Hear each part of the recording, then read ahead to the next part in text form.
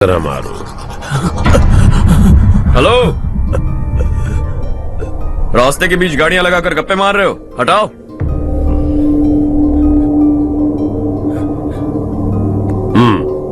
बोल बे। जल्दी हटाओ, जाना है।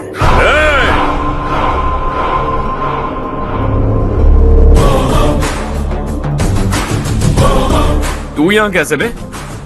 भाई भाई यही है वो, यही है। हमेशा लड़ते झगड़ते रहोगे क्या? कोई और काम नहीं है? यही दिल्ली गया था भाई, हमारी पिटाई इसी ने की। ये वही है भाई।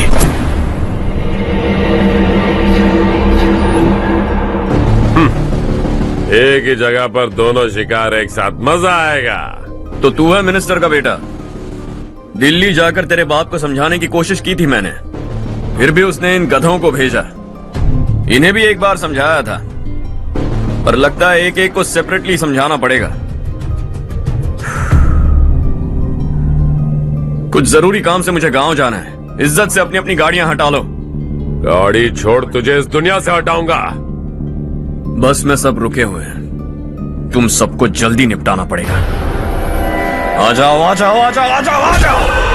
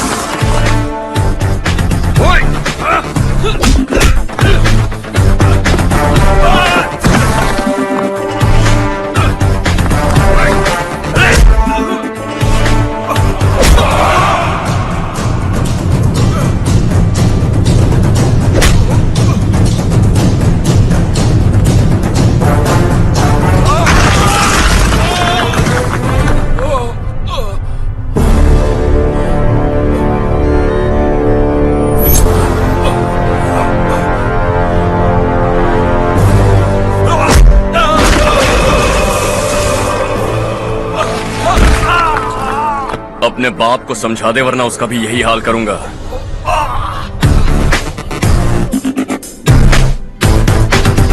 चल गाड़ी निकाल।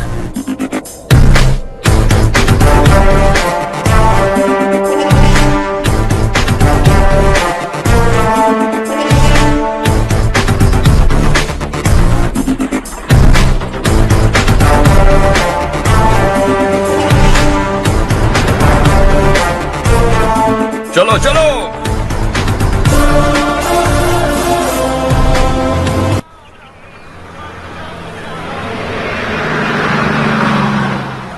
चलो चलो, उतरो उतरो उतरो। चलो साइकिल उतारो।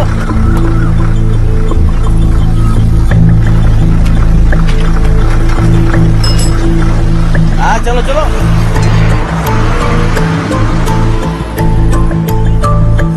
देवरकोट जाने का रास्ता बताएंगे? यहाँ से सीधा जाओ और बाएं मुड़ जाओ। देवरकोट में क्या काम है? बहुत काम है।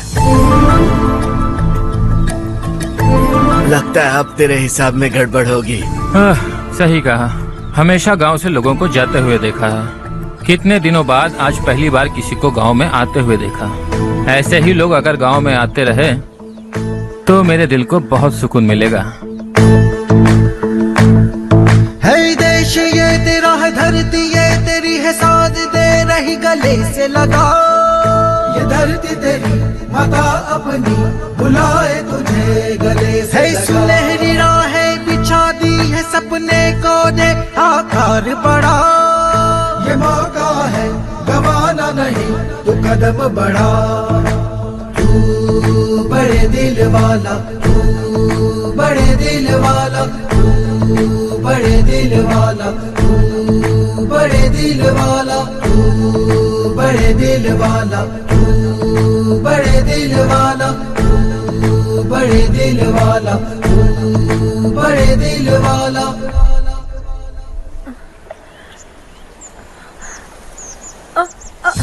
अरे बेटा क्या हुआ?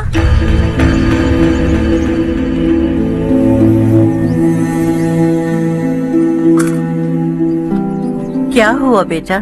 चक्कर आकर गिर गई थी तो इस लड़के ने आकर मेरी मदद की है। बहुत बहुत शुक्रिया।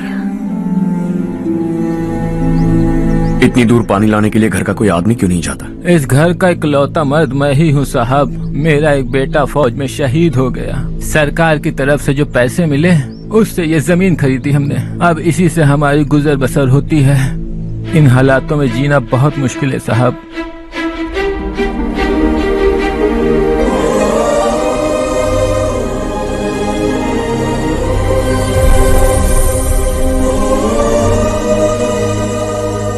सुनिए सुनिए बेटा, कौन है आप?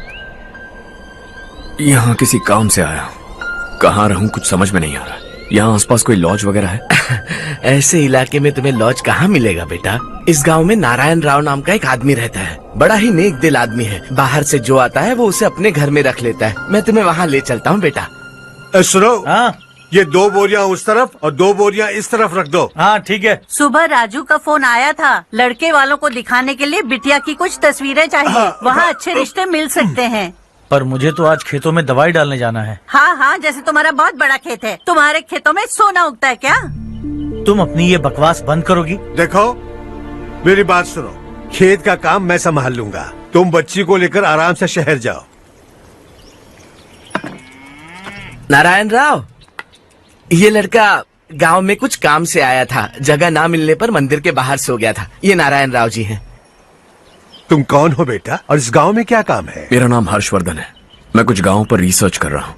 कुछ दिन यहीं रहकर इस गाँव के बारे में जानना चाहता हूँ। यहाँ बस खंडर है और वही घिसे पिटे लोग। इसके अलावा तुम्हें कुछ नहीं मिलेगा। तुम जैसे लोगों के रहने के लिए इस गांव में सुविधाएं नहीं है बेटा। अगर तुम चाहो तो हमारे साथ रह सकते हो।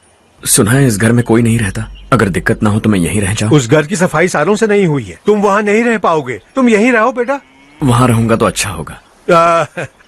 देखो, घर की सफाई करवा दो और इन्हें जो चाहिए वो दे। ठीक है भैया। जाओ बेटा जाओ। सुनो बेटा, खाने के लिए हमारे घर आ जाना। जैसा आप कहें। चलिए।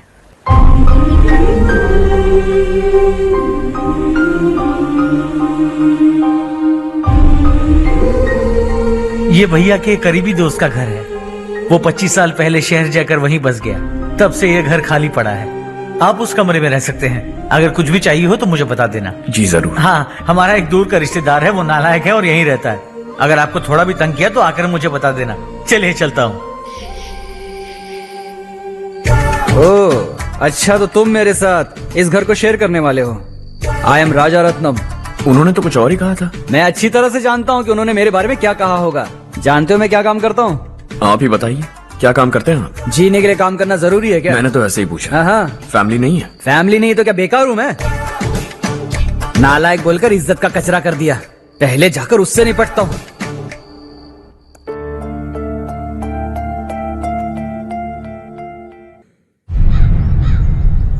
सुना है कि वो ZPTC का मेंबर हमारे खिलाफ अनाप शनाप बक रहा है। मुहूर्त देखकर अपने पेड़ों के बीच घसीट कर लाना उसे।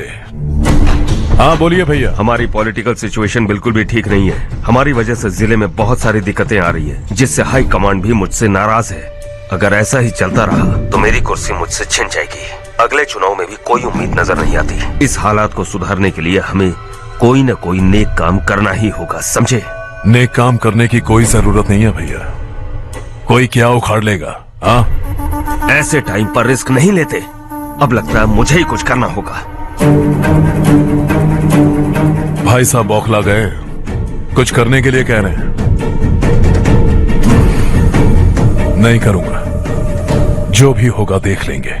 आने वाले 1 महीने के अंदर गर्मी और बढ़ जाएगी और मुझे तो बिल्कुल नहीं लगता कि स्कूल की मरम्मत तब तक हो पाएगी।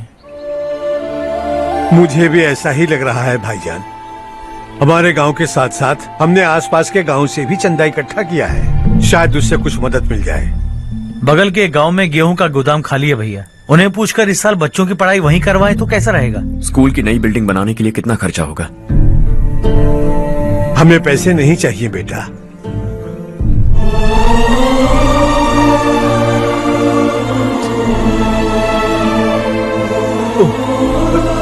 देखो बेटा, तुम यहाँ कुछ स्टडी करने आए हो, इन सब की तो हमें पहले से आदत है, हम मिलजुल के सुलझा लेंगे इसे। अगर एक इंसान दूसरे इंसान की मदद ना करे तो एक ही समाज में रहने का क्या मतलब है? मैं जानता हूं बच्चों को पढ़ने में तकलीफ हो रही है, ये लीजिए।